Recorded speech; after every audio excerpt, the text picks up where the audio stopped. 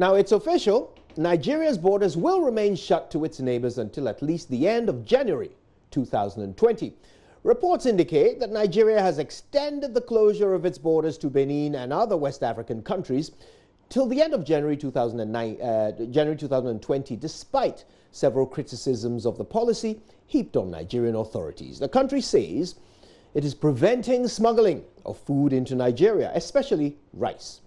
Over the weekend, JoyNews pitched camp at the Nigeria-Benin border as Ghana counts down to implementation of a special arrangement to allow free passage to affected Ghanaians who are currently stranded at the border and have been since August. JoyNews' head of security desk, Gifty Ando-Apia, interacted with both Ghanaians and Nigerians who are bearing the brunt of the policy, and this is her report that the border is not likely to open soon.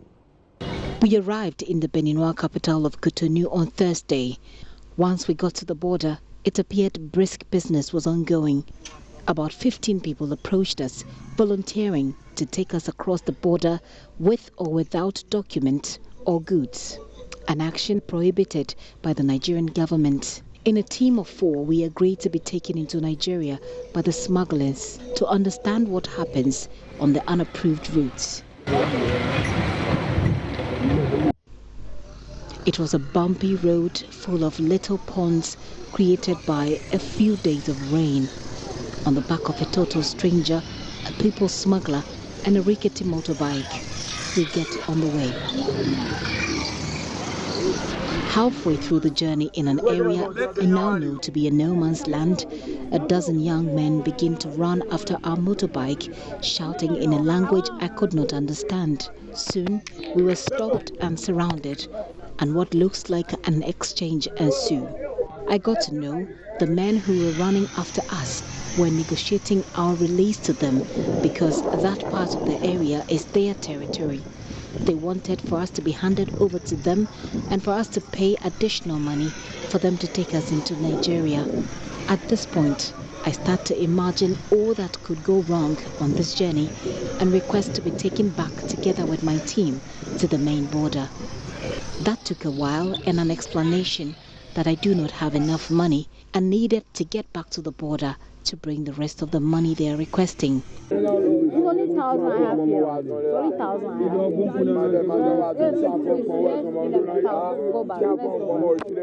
Because I don't have enough money here, so let's go. Come back again. After a long back and forth, we were brought back to the main border. At this time, it was too late to go through the main border to Nigeria as the border closes at 6 p.m. The next day, we'll go through the processes to experience what happens on the approved route. First, we go through about 6 different posts where our passports are submitted and examined.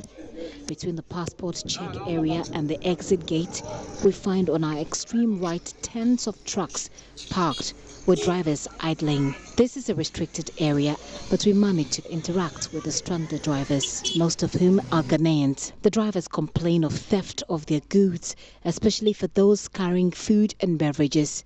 They also say fuel from their vehicles are siphoned by people in the area. They keep stealing diesel from the trucks. We even told the minister. The thieves are really worrying us. We plead with the government to help us. It's difficult to even find food daily. We are really suffering and we are being robbed. I'm a conductor and my master had left.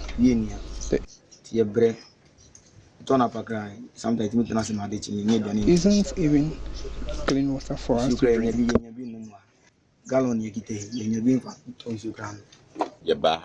been here since 8th August.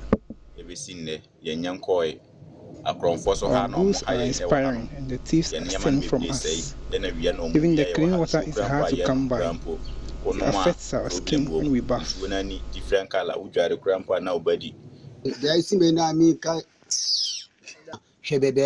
Look at our sleeping place. The level of theft is really high. For the trucks with drinks and water, they really steal from them. If you are careless, you run into so much debt unless God bails you out. Why? Ghana government should be careful. We have families. They should do something. If they won't allow us to take the goods to our destination, they should let us go home. Even the owners of the goods have abandoned us. We moved to the Nigerian side of the border. It is littered with scores of uniformed personnel, making it difficult to have any interviews here. These sellers volunteered to hide and speak to us. They allege women are being sexually exploited by border officials. Since the closure of the border, trading has been extremely chaotic. On your way to the market, immigration officers intimidate you or even beat you up to prevent you from crossing the border. That is why people prefer to use the bushy roadways to avoid them. But it is still risky. When caught, you can be punished. Just to illustrate the violence, I can confirm to you that even mothers are not spared. So we set off early to avoid the immigration officers. They also take advantage of some ladies. I think some help them to pass goods. Ladies feel protected when they give in to the sexual demands of the officials. From here, we make our way into the Nigerian border town of Badagry. There were armed officials everywhere. We've just been able to get here through about 10 police posts. The officials on the road are not joking. There is Nigerian immigration, there is Nigerian police, there is Nigerian customs, drug law enforcement agency, all of them. On a road of less than 20 minutes. And we've been in traffic just because we had to wait for our vehicles to be searched. Drop it, drop it, drop it. I've just seen the police, drop it. All vehicles moving from the border are subjected to thorough searches, creating an uncomfortable traffic situation as money changes hands between drivers, officials, and some ununiformed men. Well, we just spotted a police officer. We're just taking all the necessary precautions so we're not unnecessarily questioned, because the officers here mean business and they seem to be very suspicious of anybody. We finally make it into Badagry, a border town. As the name suggests, life essentially depends on business at the border here. Those who spoke to me here in Nigeria say several jobs have been lost already, their family and friends included. They even say young people have resorted to stealing. And we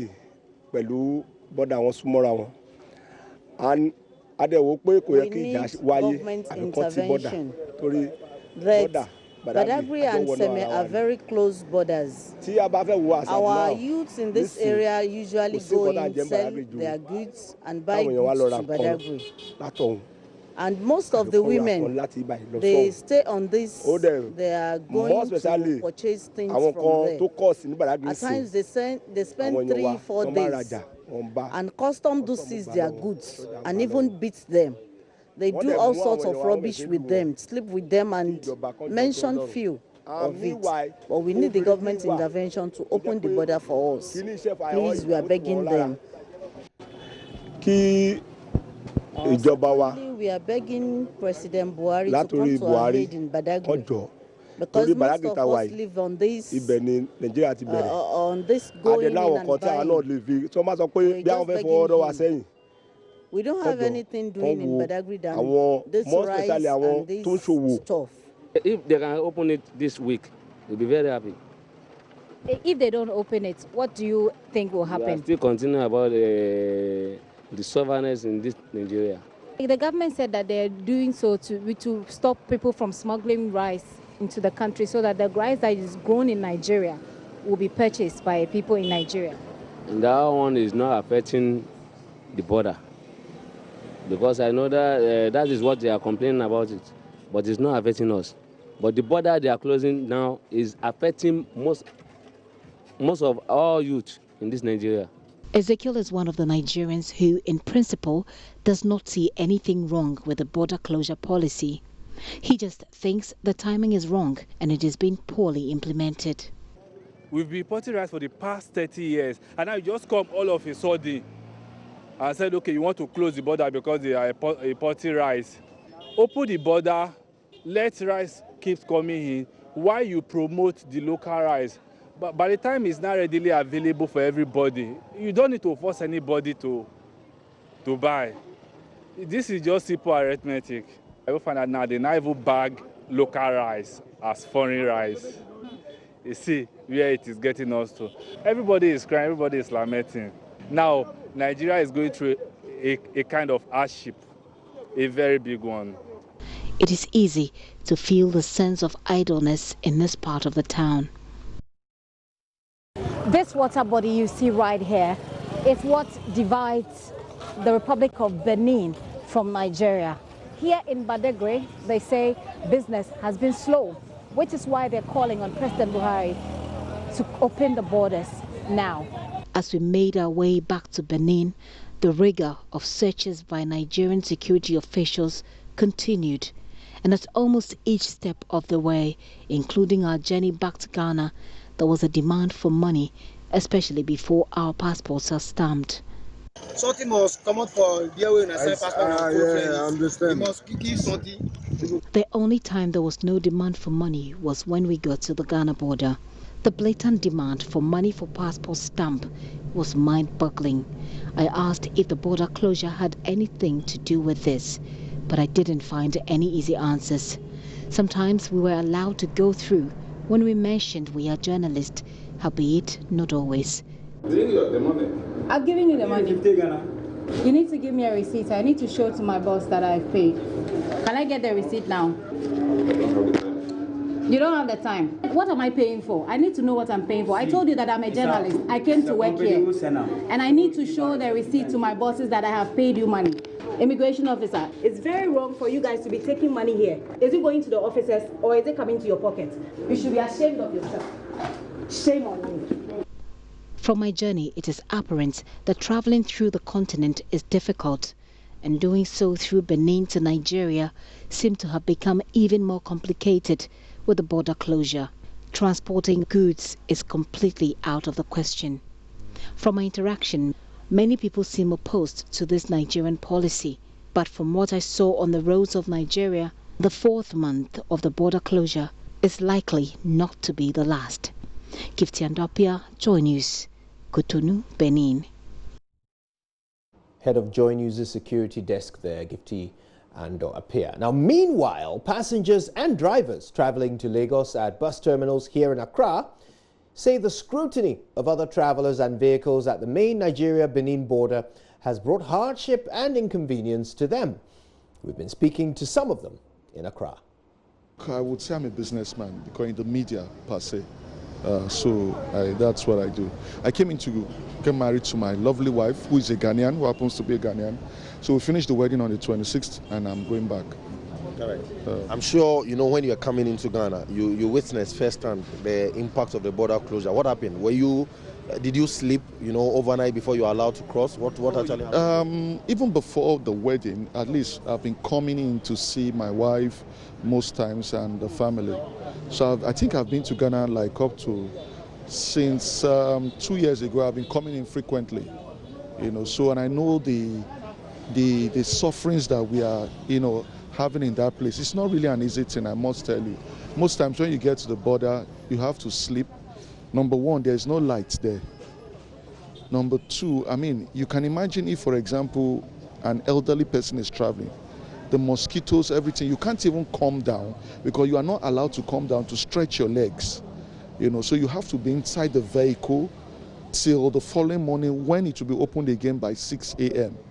Then before we can cross. It's how do I call it? It's really a harsh situation. Let me put it that way. It's really harsh. Telling on travelers per se. We can't even come in to do business. For those of us who bring in things and all that, we can't even do it any longer. And I'm using this opportunity. I just hope this gets to the Nigerian government.